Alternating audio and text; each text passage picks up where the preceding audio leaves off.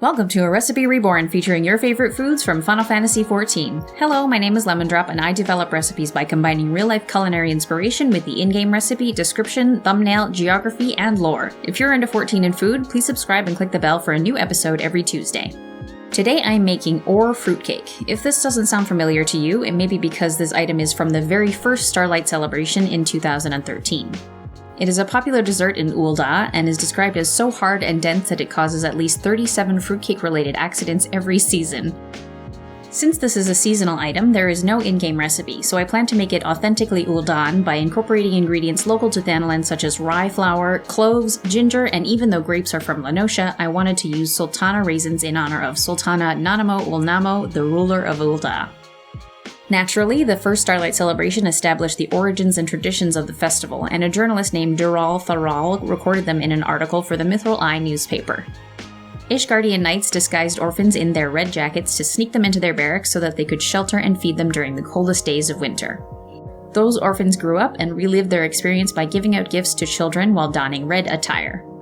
These acts of kindness and charity became the traditions now celebrated during the Starlight season. Rather than a cake, this is more of a sweet bread recipe similar to banana bread. It's common to use baking soda or powder in those recipes, but I sometimes find that the amount required to rise those dense breads gives an unpleasant alkaline flavor. This is why I've chosen to use yeast. I let it soak in water while I mix my dry ingredients before adding the wet ones. The goal is to make a moist but not sticky dough.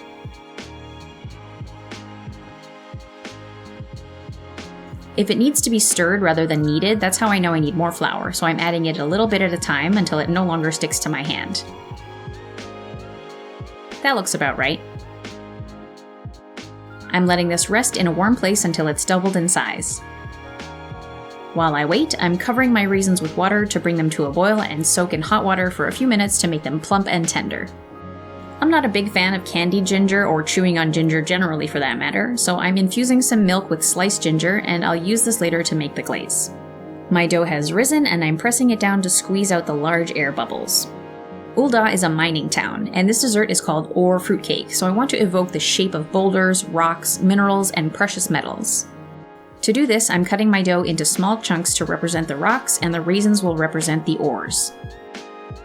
I've got my buttered loaf tin, and I'm just scattering the dough and raisins in no particular order, but still trying to keep them close together. I don't want any large holes in my fruitcake.